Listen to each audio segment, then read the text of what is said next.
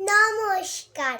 সুচিকিৎসা লিখেছেন কবি সুকান্ত ভট্টাচার্য। বদ্রীনাথের সর্দি হলো কলকাতাতে গিয়ে, আচ্ছা করে জোলাপ নিল নস্যি নাকে দিয়ে। ডাক্তার এসে বলল কেসে বড়ই কঠিন ব্যাম, এসব কি সুচিকিৎসা? আরে আরে রাম, আমার হাতে পড়লে পরে এক্সরে করে দেখি রোগটা কেমন, কঠিন কিনা আসল কিংবা মেকি।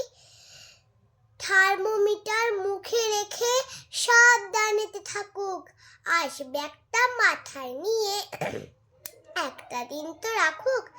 ইঞ্জেকশনটা নিতে হবে, অক্সিজেনটা পরে, তারপরেতে দেখবো এরোগ থাকে কেমন করে।